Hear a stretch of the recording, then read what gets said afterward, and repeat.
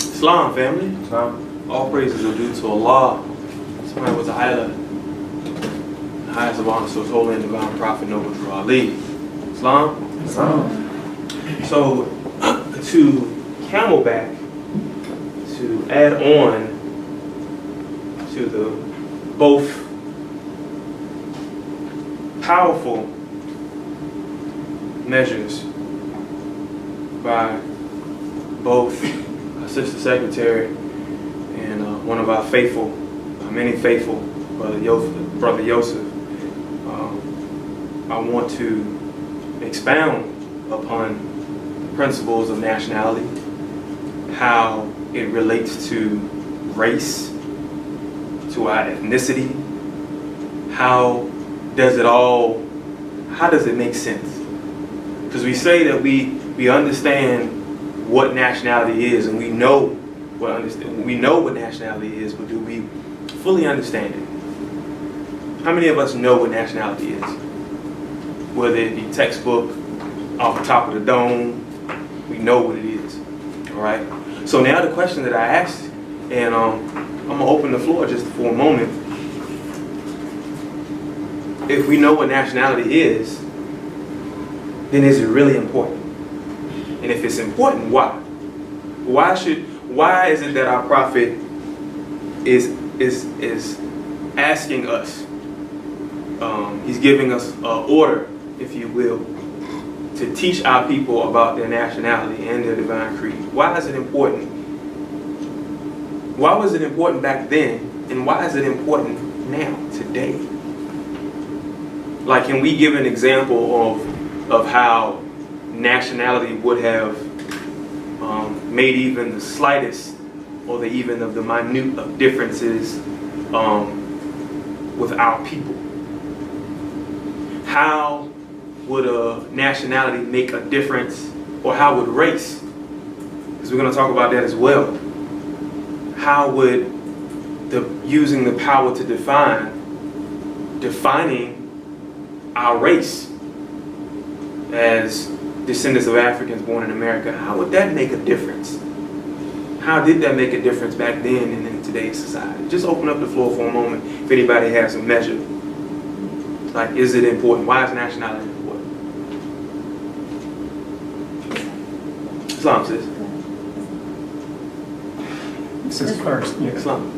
I would say because it's our clear conception, like where we're going, our goal, and you know where to invest all that you have to invest in. We know to put it here into one basket so we manifest what we want to see happen. That's all. Who else? I can only add to what everyone's been saying. Add on. You know, that definition that you gave, brother, you know, that we hear the brother chairman say it all the time, you know.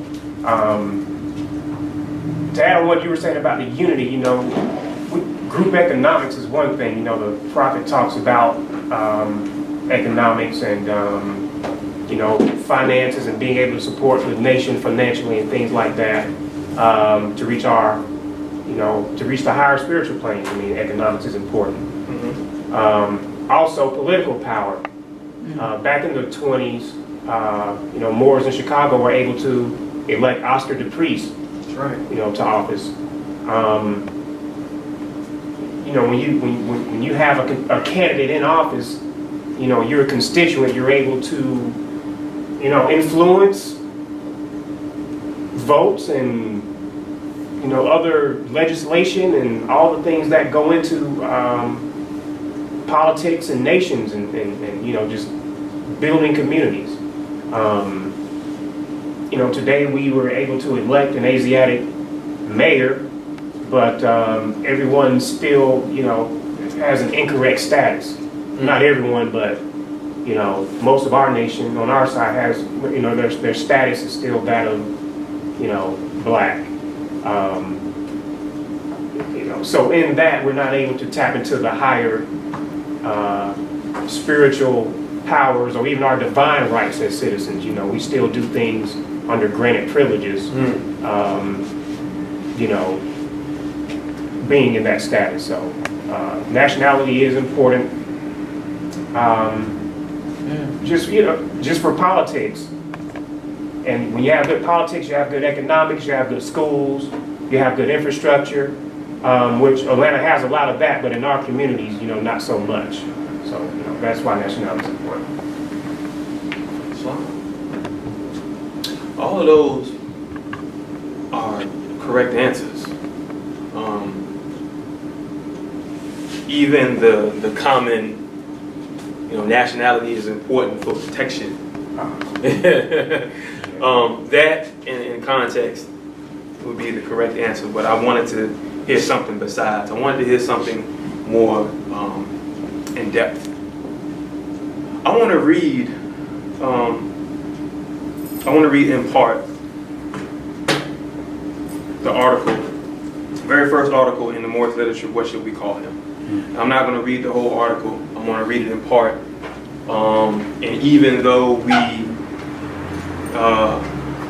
we have a tendency as sheiks to reiterate and often out of the sake of redundancy talk about or refer to the same articles, there's a reason, there's a method behind the madness. It's important as Moorish Americans that we get the basics down pat. We have 3 steps, we have 3 degrees, we have belief, faith, and fruition. And so in order to get from belief to fruition, we have to know. We can't just think perhaps. So in order for us to get to that level, the next level of having faith, we have to be what we know, or begin to be what we know. Islam? All right? So in order for us to do that, it's imperative that on occasion that we reiterate simple lessons. We reiterate and we develop almost like it's muscle memory. So if we say, what is nationality? Off the top of your head, you should say that quality of character, which arises from a person belonging to a nation or state. Nationality also determines your political status, and know what that means. Because if you go out there to the public, to the masses, or you go out there to the cares of the world and you spit that, do you think they're really going to understand? Some will,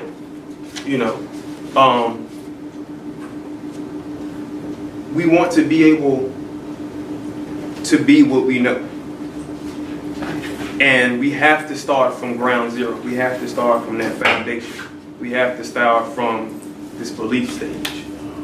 And so we, as descendants of Africans born in America, we have the status of black, Negro, black, African American.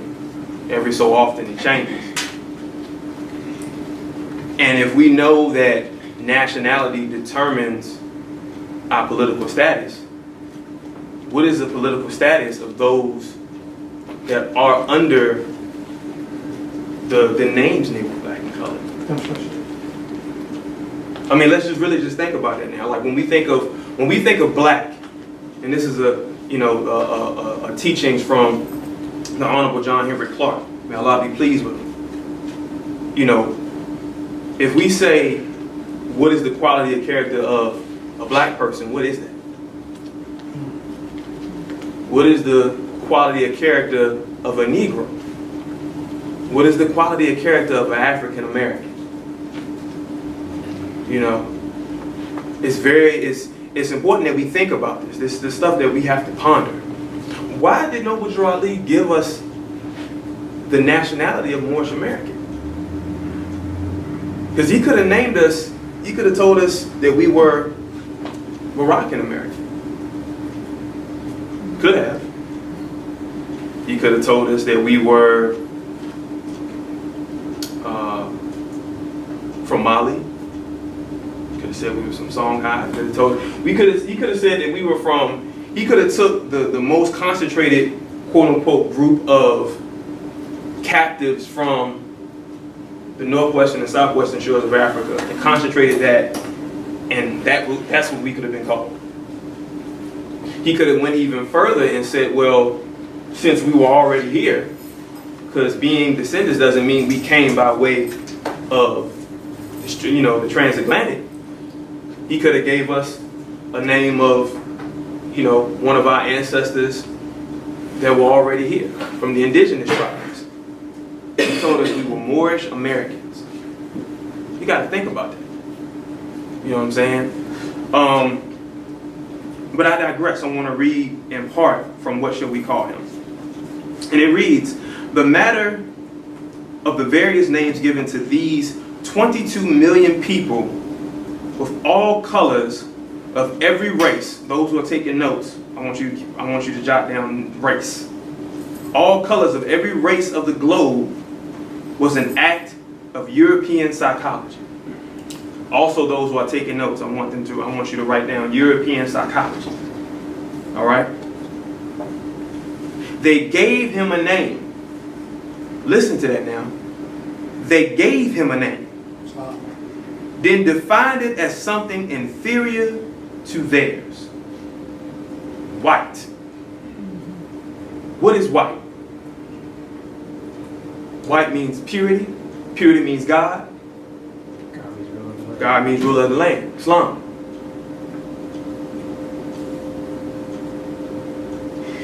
They say it represents something evil. The word Negro. Let's think about that. As they were called in this nation, have no nation which they might look to with pride. Where can the black man and woman look to with pride? Let's think about that for a minute. And I know I'm probably being methodical, but this is the time where we should be reflecting. It says in our Moorish Holy Quran that Jesus sat at the spring on the holy day and meditated. Therefore, we have to reflect. So, as drawn out as it is, that should marinate with us. Because we're calling ourselves something that doesn't have any relations to land, to culture, to even the Most High. Yes, sir. Islam, you said underline every race and... Underline race. Underline race. Underline European psychology. Okay. Mm-hmm. Gotcha. Islam. So, yeah.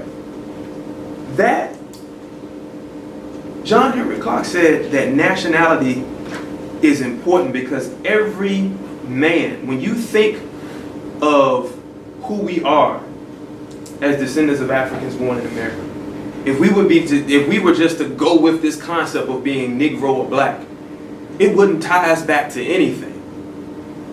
I take that back. It would tie us to one thing. Tie us to the European. The European would be our God. It would be our supreme being. The European, we would be living on the European land. We would be adapting and assimilating to the European culture. That sounds like property. We're descendants of property? That's what it means when you're black. And again, I was listening to the elder earlier today. He said, as far as your color, if you consider yourself black, that's fine. That describes you. In certain cases, it was written in some of our texts, but they by way of European psychology turned an adjective to a noun. That's right. Think about that. Islam, Sheik? So when we say that we're returning to the minds of our foremothers and our forefathers, we have to understand that our foremothers and our forefathers had a nationality. They had a name, just as the brother said, that can tie you back, that can go back even further to the Most High, to the supreme being, Yes, sir. which is Allah. That's right. So that's the importance, that is the importance of nationality, in a nutshell. But I want to expound on that. Because we talk about, okay, well, why is nationality important? All right. So again, if we were to just go with the concept of Negro, black, and colored, how would we be represented? Again, where is this code? You know, again, you know, the Honorable Neely Fuller, may Allah be pleased with him, had a concept called the Black Codes, which again is not that far off from nationality. But the underlying issue is that you're still referring to yourself to property, to chattel property. So that means that somebody still has to own you. A man has to own another man.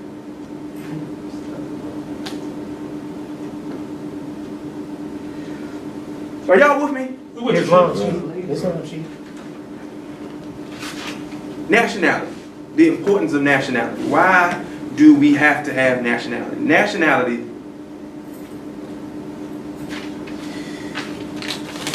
there's three things I want to talk about as far as nationality. There's three practical reasons. One, nationality, again, determines your political status. All right? We simplified it to nationality being a concept or an idea. Again, a code. Why do we say that? Because we've been given this pamphlet. All Moorish Americans have been given a code and an idea to adhere to by way of the Prophet's pamphlet, the Moorish Holy Quran, the Divine Constitution of the Moorish Science Temple of America, the Moorish literature, the Quran questions. All of that are codes, are qualities of character, and even examples of what's not quality of character that we should be adhering to and we should have knowledge of. The Prophet said in the Moorish Holy Quran that wisdom is the gnosis of all of the lower self. So not only do we have an understanding of the higher self, love, truth, peace, freedom, and justice, but it also shows us in our Moorish Holy Quran that we have knowledge of the inconstancy, of the insufficiency of man, of misery, of what's the other ones? Of death, all of those things. The connivance of the law. So we know what not to do. So if we know what not to do, then we should be removing ourselves from it. All right? Do you understand what I'm saying?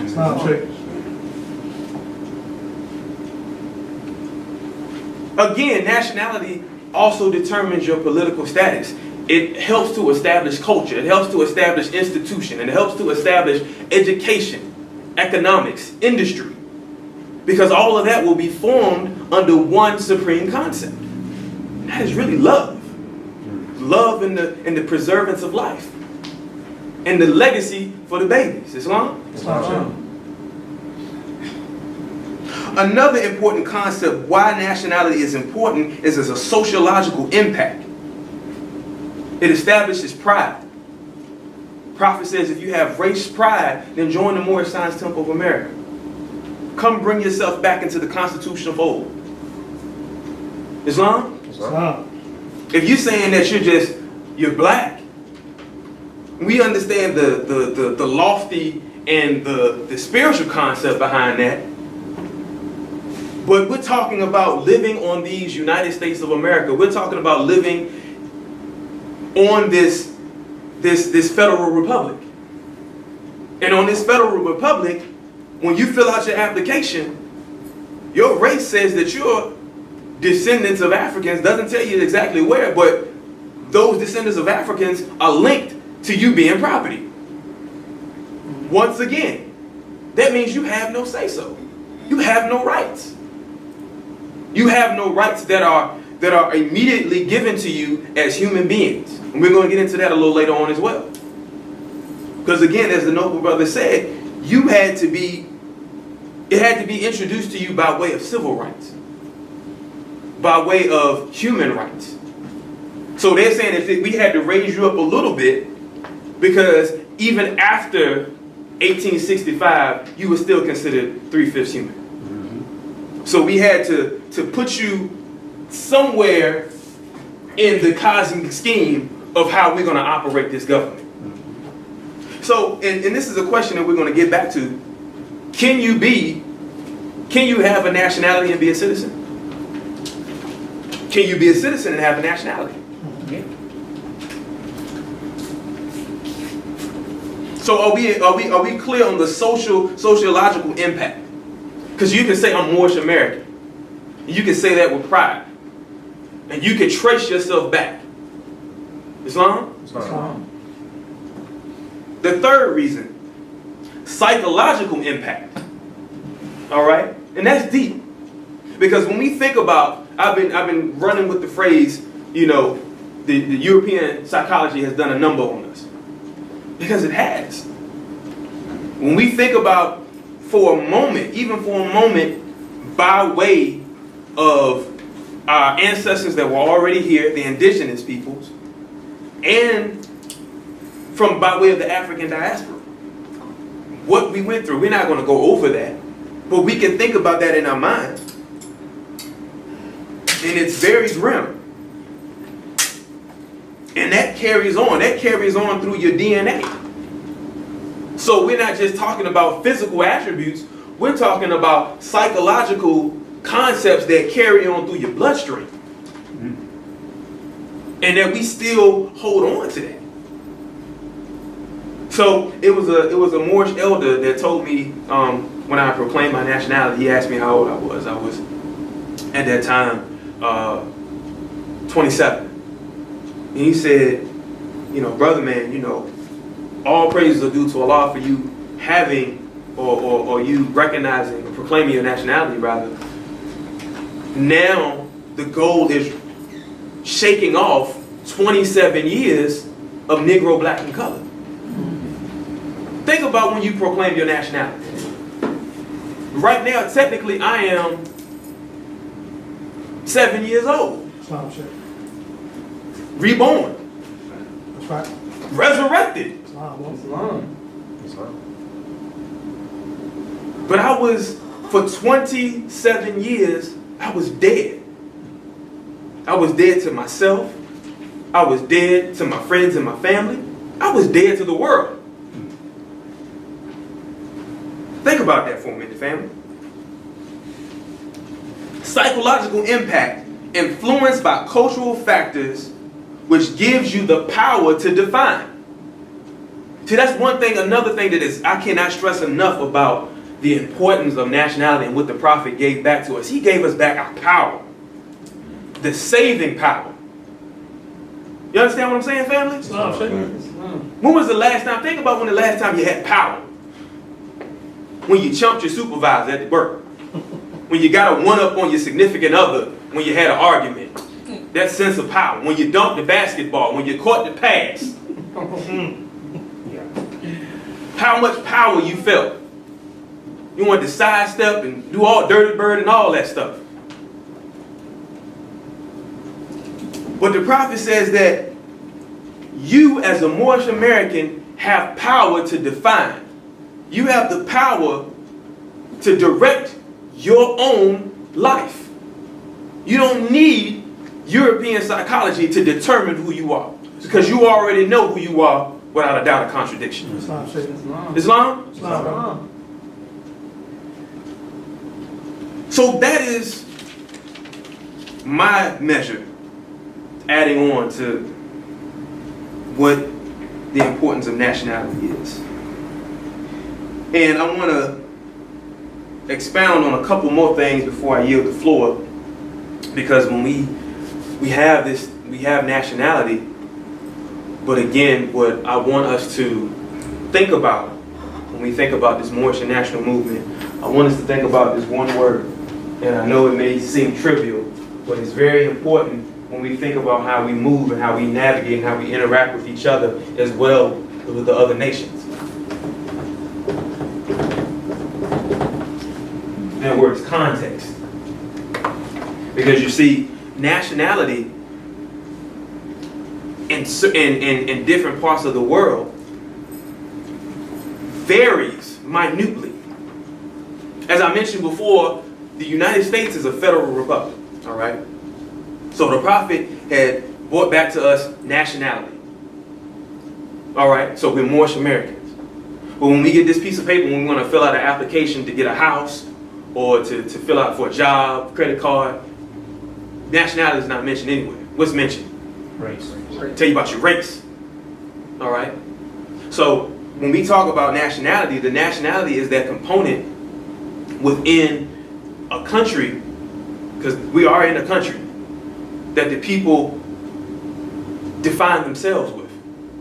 Because in each and every country, whether it be in China, whether it be in Europe, even Africa, you still have different nationalities within that culture, within that country.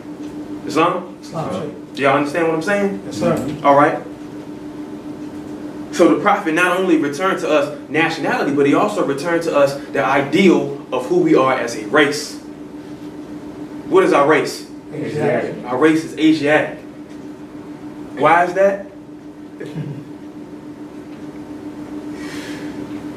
We are Asiatics because we are the lords of the plains manifest. Islam. Let me say that again. We are Asiatics because we are lords of the plane of manifest. You don't believe me? Read it in your pamphlet. Chapter 1, the creation of all of man. That's what it said. Islam? So that is important that we not only recognize it within ourselves, but we teach the descendants of Africans born in America that same concept. Because your race cannot be black as well. You can't say I'm a Moorish American, proud Moorish American, unapologetically Moorish American, and still be black. You can't do it. Your race can't be black. Come on, Sheik. So not only do we have to change our nationality, but we have to change, we have to define our race. Because everybody else did. That's right. Everybody else, when there was a problem, when they came to this country, when they came to this federal republic, they understood that they had to galvanize, they had to get together, and they had to move on the same principles of their forefathers, on this land, on the land of mercantile. Because they knew that this was the opportunity for them to build businesses, Right. for them to establish industry. Islam? Islam. So when we talk about race, I want to give y'all a definition of race. What is the definition of race? Somebody give me a definition. I'm going to give a little pop quiz.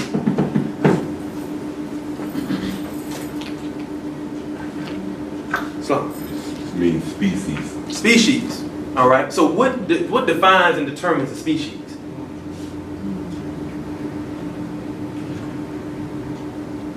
Our Prophet Noble Drew Ali described the Moorish Americans as olive tone, woolly to wavy hair.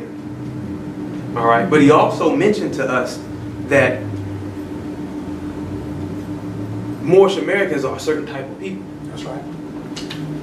All people coming from Chile, Honduras, Guatemala, North and South America, those are Moorish Americans. That's right. But then you have another group of people that are woolly haired, olive tone, woolly to wavy haired, olive tone, that are still part of this Asiatic family, of this Asiatic nation. That's right. All right? So when we talk about race, we're talking about people that share a similar phenotype or physical phenotype. So all across the world, you're going to find somebody that looks like you, brother. You're going to find somebody that looks like you, sister. You may find an exact, a duplicate. That's right. You may find your twin. We all part of the same race. Islam? Islam. Have you ever noticed that, and maybe it's just me, you've seen like a person that you grew up with, and then in your travels, you see a person that looks similar to the person you grew up with, and they may just be lighter or darker? That's right. Think about that for a minute. That's right. You know, I mean, they have that same goofy grin. They have that same nose. I don't know if y'all remember. I think this is when I was coming out of college. They were talking about Sally Hemings and Thomas Jefferson and how many Asiatic descendants he had that looked just like him. One of my teachers in college had told me that he came across one of them, and he said that he was that sister undeniably looked like Thomas Jefferson. That was very interesting. But you know, what olive tone, what did it wave here? So that's your race. All right. So now the question is, what is the difference between your race and your ethnicity? All right. So let's do this. So under this umbrella, again, remember we got to keep this word in mind. Context, because we're gonna get to that in a moment. So under this umbrella of nation, and let me go back for a minute. So nation, as we know it in context, this new era time, it is said to be defined or discovered by Europeans during the early 1900s and at the beginning of, or at the wake of industry. All right, the Europeans used this as a device to prevent civil distress, because you had people that were digging up coal, they were digging up oil, they were digging up gold, all different types of fossil fuels and other resources, and putting them in factories and doing this and doing that, and they were getting minimal pay. And so they didn't want a rebellion. They didn't want the Civil War to happen over in Russia and Europe, Hungary and Belgium, and Austria and all of those countries. So they said, well, you know, let's not say you're doing it for the industry or the place you're working at. Let's say you're doing it for country. Let's say we're in this mad scramble to have the best nation and the best country in the world. You know, again, that's that European psychology. All right, but nations, we all know. Masterminds know, trace themselves back, thus they know. We know that this has been around for much longer than that. Civilizations, they were known as kingdoms. They were known as sultanates. Islam? So when they say, where you from? You were saying that, you know, I came from Medina. So you would be someone that belongs to the city of Medina. If you came from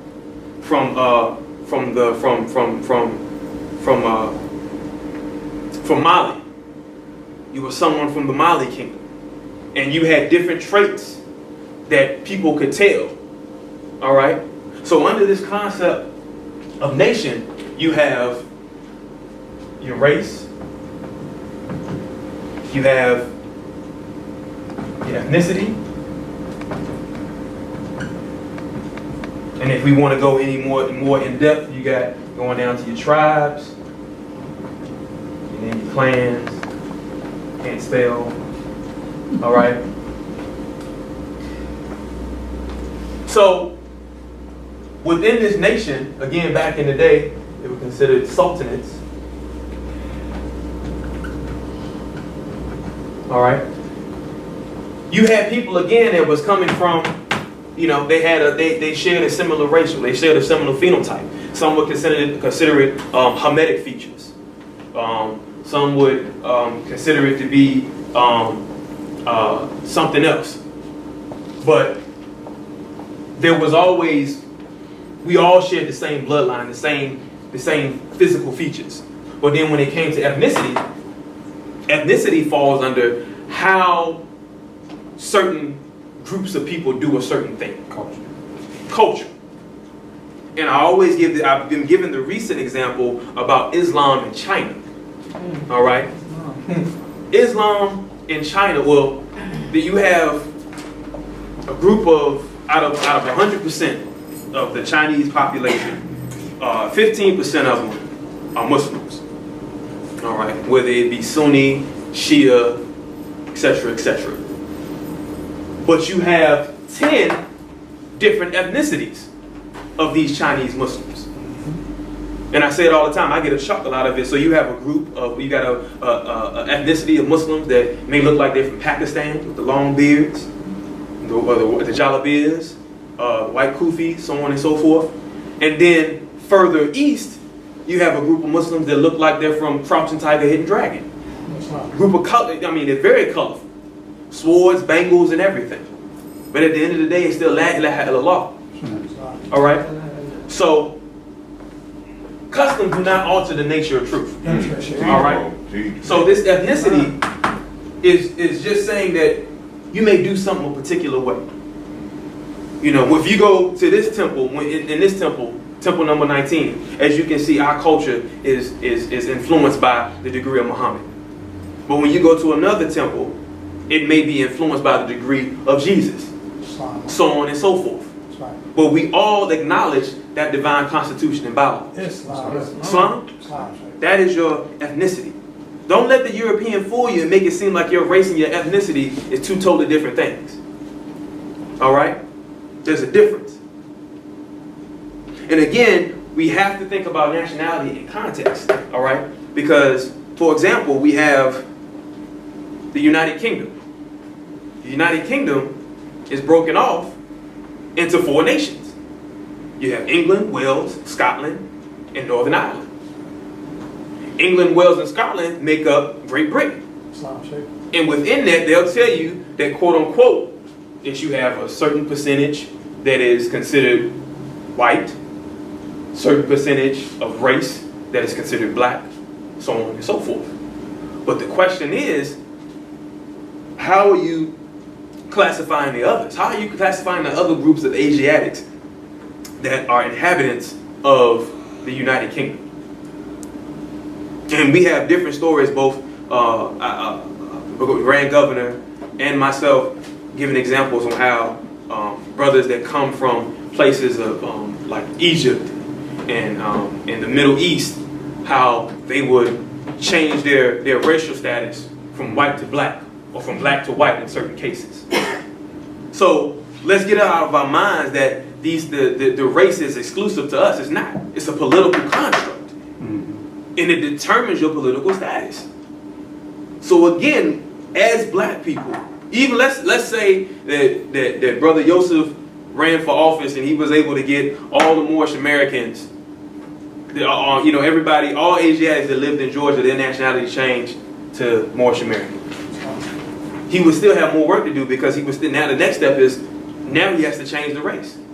Because we have to be recognized. And we have to be recognized not only by the nations of the earth, but by each other, by ourselves. So how are we conducting ourselves? How are we perpetuating this quality of character? You know? How are we projecting this ideal that determines our political status? How do we treat each other? Because how we treat each other gives people permission to treat us the same way. That's what it's doing.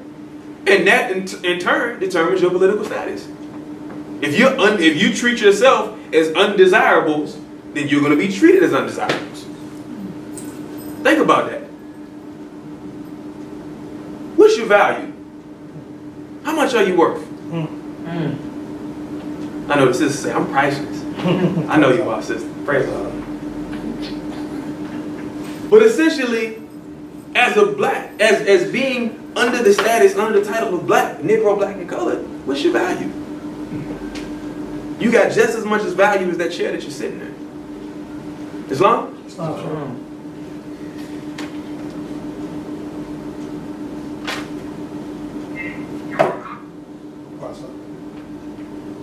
So, again, I'm going to close out with your nationality determining your political status. The question I asked earlier was, can you have a nationality and be a citizen?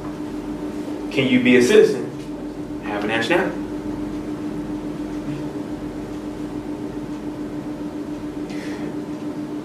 You can have a nationality and not be a citizen. Ask the Native American brothers and sisters. You cannot have a nationality and not be a citizen. And you can't be a citizen without nationality. Did I say that right? I said sorry. We got you. And that goes under, the constitutional law of the 14th and the 15th Amendment. But when you are a citizen, how many of us have our nationality cards with us? Exactly. I was in the car. It reads in part, I am a citizen. Let me say that again. Islam Sheikh. I am a citizen of the USA. Noble Drew Ali, the Prophet. Islam? Islam Sheikh. I won't be much longer. I'm going to read this passage. Citizenship is very important. So we, as Moorish Americans, we cannot remove ourselves from the responsibility of being a citizen. We are a nation state. We are a nation within a nation. So not only are we upholding to the laws of the divine constitution and bylaws from our national creed, from our divine creed, we also are beholden to the laws of this said government, the government of the United States. Are y'all with me? Islam Sheikh. It reads, chapter 30, Holy Instructions from the Prophet, Social Duties. Verse 1, when thou considerest thy wants, when thou beholdest thy imperfections, acknowledge his goodness, O son of humanity, who honored thee with humanity, endowed thee with speech, and placed thee in society to receive and confer reciprocal helps and mutual obligations, protection from injuries, thy enjoyment of the comforts and the pleasures of life. All these thou owest to the assistance of others, and couldst not enjoy but in the bands of society. All right? As a citizen, all right, let's be clear. As a nation, let me back up. You belong to this group. You share an ideal, you share a concept. That's right. You have an allegiance. That's right. And when you say you're a Moorish American, it's incumbent upon you to adhere to the laws of Moorish Americans Come on, Brother Chapter. by way of our Prophet Noble Drew Ali. That's right. So, Islam. And one of those laws says that you are a citizen. So not only are you a citizen is a member. So not only are you a member of the Moorish Science Temple of America, you are a member of the United States of America. Islam. And that means that you have rights and responsibilities. Why you say that, Sheik? Because it says it in our pamphlet. It says that you have to receive and confer reciprocal helps. So we can't continue to ask and drain and not reciprocate the help. That's right. That's our duty as citizens. When we began this meeting, I read the additional laws. Islam. And again, when we talked about those additional laws, it constantly reminded you that you have a duty by way of finance That's right. and by way of attendance That's right. and by way of how you conduct yourself That's right. as Moorish Americans. 3 things. And we must adhere to those. That's right. If you don't want to adhere to them, give up your card and button, That's right. cease wearing your turban Okay. or a fez, and return to the state while I, the Prophet, found you. That's what he said, Sheikh. Islam? That's right. So as citizens, we have a duty to our country, to our nation. But we all know that charity starts at home. Yes, Islam. All right? So we have to want for our brothers what we want for ourselves. We have to want for our sisters what we want for ourselves. Islam family? Islam. That is the importance of nationality. That is the importance of the power to define. That is the importance of recognizing that you have power. And now you have to be what you know, which is Lord of the plane of manifest. We're on the plane of action. We're not on the plane of passive. We're not on the plane of stagnation. Islam. We're on the plane of movement. Nothing happens until something moves. That's right. That's why it's the Moorish divine and national movement, not the Moorish divine and national stasis. Islam? Islam. Do we have any questions? All is well? Okay.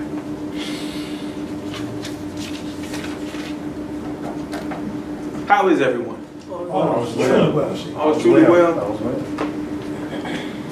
Did you get a sense of love from that demonstration? Absolutely. Love and compassion? Yes, sir. Lots of love? Praise Allah. It's my desire. My only desire. So, at this time, I ask that everyone please rise.